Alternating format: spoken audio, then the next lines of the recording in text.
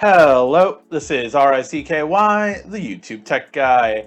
Hey guys, so this is the long awaited studio tour that has been a long time coming. This is actually our fifth studio over the past 6 years I've been making YouTube videos, and I'm finally going to give you a tour of this one from our overhead shot over here to the entire desk setup right here, and all the hardware I used to make it. Now, I do apologize, I didn't really clean up the wiring. I wanted you to kind of see just how it is on a day-to-day basis, but I do know I have to clean up the cable management. However, this is going to be all of the hardware section. We are going to do a follow-up video on all the software section, the SEO, the keywords, how you post social media, all of that kind of stuff will come in a second video, so make sure to subscribe to find that out. This one's going to go through the cameras, the lighting, the mics, the desk setups, the overhead shot, everything how I make the hardware side, so you can replicate it, use it to your own benefit, use things here and there. All of the actual hardware will be linked in the description, so you can get it yourself and set up your own area. By the way, if you do use anything slightly different or slightly improved, let me know in the comment section. Maybe I will tweak it. I have been tweaking my studio still to this day. I have new stuff coming next week. So I am a big proponent of always slowly and steady upgrade your station.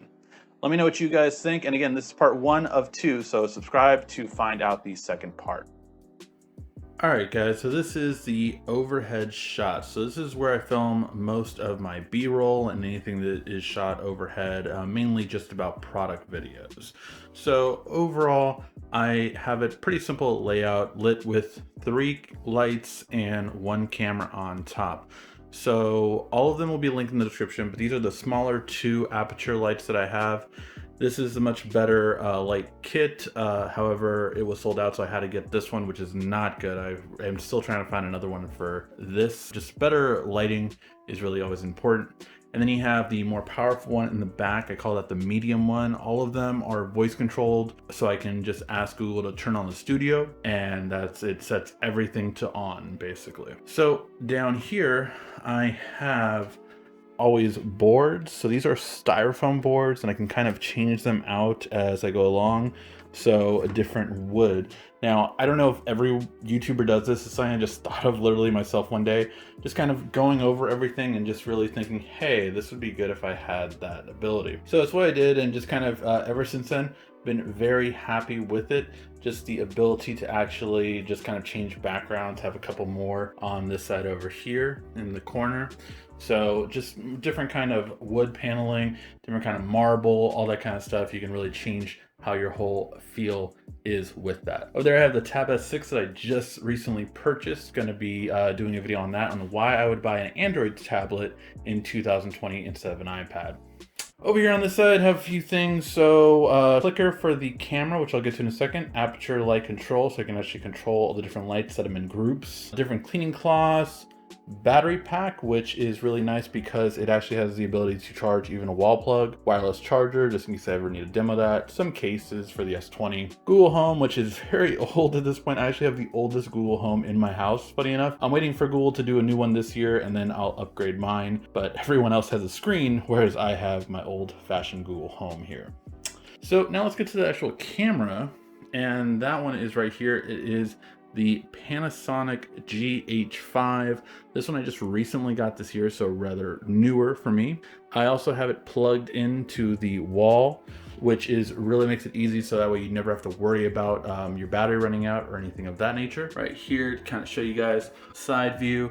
This is the Rode microphone, which I'll get to in a second, the Wireless Go. I have 2 sets of these because I find them to be the best mics out there. And then you also have the clicker receiver to turn it on and off. I love this camera, by the way, because it has a full HDMI. I just love that so much. So I really have loved that factor of it. Now, in terms of the rest right here, a couple of things. So I have the Rode receiver mic. Now you can use this by itself. Over here though, I have the Deity mic lavalier, which is really good. I love this quality mic, so I really always use that. for pretty much every video I do on this side of town. Then I have 3 wireless headphones, all the 3 that I use: Creative, Soundcore, and of course Jabra 75T. Still haven't got those actives yet. Then you have the older camera. This is the first one I had basically, I want to say in 2014. This is the Lumix G7. And this one was a really good one for the time and had 1080p 60 frames per second, no problem. The biggest thing that I had an issue with this one is that you could actually not video out. I think it goes for, on not sale, 500 bucks. A really good camera to shoot with, but just you can't watch. If you have a screen like I do, you can't watch that screen while you record. So that was kind of a deal breaker in the long run. Battery chargers, and also 2 USB-C cables, because the great thing about these is they charge off of USB-C. So I love that because you never have to worry about batteries dying or anything like that. After about 2 days or 3 days of recording, just plug them up to USB and they're good to go. Lots of batteries just in case I do ever need them when I do. All right, and now we go to the main table. Now before we do, of course, here is my Killer Bee chair.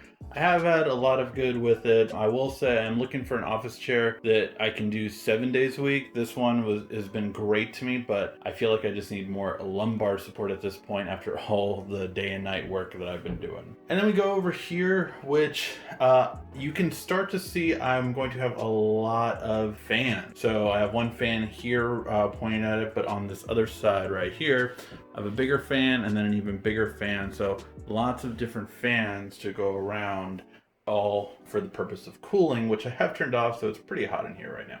So let's go through the computer. So this is a Dell XPS 15. Now this is a 2-year-old model with an 8th gen processor, i7. It has 32 gigs of RAM, 1 terabyte solid state, and a GTX 1550 graphics card. Over here we have an external graphics card, which this is connected to through Type-C, and this actually connects to the monitor right here as well. So this is the Razer Core X, and this is called an external GPU, or external graphics card enclosure. And this basically makes this laptop have a desktop graphics card. Still obviously a difference because it's external, but really good. Inside I have a RTX 2070 Super, so pretty powerful graphics card to do all the editing that I need to. Then I have a cooling fan that the laptop sits atop, and always have that running. Again, name of the game is definitely cooling everything. And on this side over here, I have my Jabra 85Hs. I usually put them on when video editing, just so you can really get a sense of the sound quality. Then right here, I have my Elgato Stream Deck, and this allows me to do a lot. I know a lot of it's covered because of the lighting, but I can start Mobile Weekly, I can mute my mic, I can launch a program right away, although I don't use Premiere anymore, as you'll see in my software video. Go live and like open up certain things really quickly. So one thing I like is the ability to have that, so I can check if a Chinese brand will work in the US. For 4G, I just pull up a photo and it comes up right away, so I know if it'll work or not. Then on this side, again, the cable management's really bad, but let's go through it. So we have a USB hub, which is self-powered. This has 10 USB 3.0s, which I really love and definitely need. So I really do like that part of this station, just because I can always plug in. I added a micro SD card reader a second ago just to read something, and it was really simple to do. You can also turn them off as well, so I like that ability. You can switch them off. Then over here, we have a Elgato HD60 capture card. Now this is what allows me to use my camera into my computer. It goes to HDMI to the capture card, and then it goes through USB to the computer. So really nice, and again, just really good quality, no problem, 1080p 60 frames. I knew they do have an HD60S, haven't really needed to upgrade. And here is my main camera for shooting myself. And at the beginning of this video is what you were seeing shooting. So this is the Panasonic G85. Now it's the G85, not the GX85, because that is a smaller version. And really with this model, I have loved it. It really was the best camera I had until earlier this year when I got the GH5. Awesome camera still though, everything I need. You can do 4K 60 frames per second with this, no problem. And then I also love the ability, because this lens is my best lens. It's a 15mm with a 1.7 aperture, so that's what allows me to have that great depth look to it, and also shoot in very low light, no problem. Then over here I have my switch pod, which is a really cool design. Allows you to basically just go right away to filming mode, and it's very tall, so it fits this area perfectly, and you can just collapse it. Very simple, and run and gun if you need to, like this. So really great. I definitely have loved this. And then I got my Logitech web camera there. This is a 90-20, I believe. 1080p filming, really good quality. I would upgrade it, but of course right now no one can upgrade their web camera because they're all sold out. And then let's just actually back up for a little bbit here and kind of show you guys this big screen. So this is my big Samsung screen, and this is a 49-inch display, so really huge. It allows me to have actually up to 3 main screens running, or kind of split my video editing on 2/3 of the screen and then get things on the other half. So I really like this ability, and really great for that purpose. And then over here we have this big dome light. Now this is the big boy. This is the Aperture 120D, and this is what pretty much lights up every single video that I do when I'm in front of the camera. So that is mainly the only light that I use.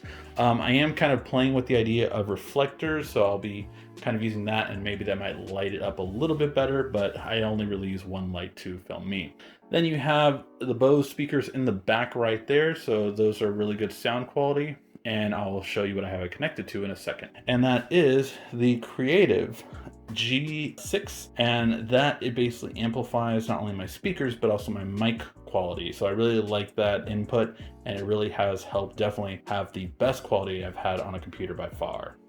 Now there you'll see the second pair of Rode mics, so attached right here. Now this one has a really cool magnet accessory that I just got, and that way you don't have to have it on the top of your clothing. You can actually just have it like go through your shirt, and then that magnet keeps it in place. So I really like that new addition, but I have a lavalier just in case, and that's a Rode lavalier for that one.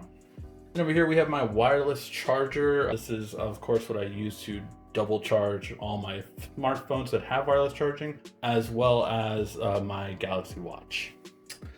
And then here I have pretty much what I recommend is the best setup for keyboard and mouse. This is the MX Keys from Logitech and the MX Master 3. I swear I type better with them. I love the hotkeys that it has as well. Really good all around.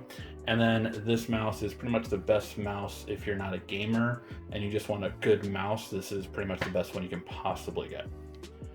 Okay, over on this side, we have, again, not the best cable management, another fan, all the plugs and everything that this goes to. So everything here basically is plugged in, including my new Dyson fan that hopefully I will be able to control with this IR Blaster remote. So just something that I kind of recently found online that I could do.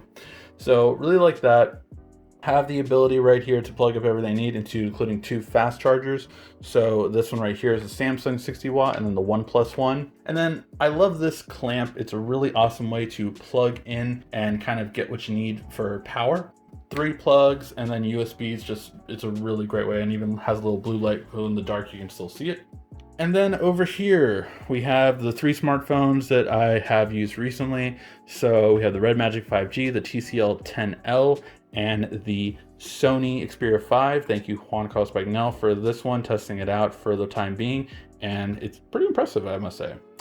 Over here we have another one that's coming up, and that is a dual booted laptop. You actually have both Android and Windows on this out of the box.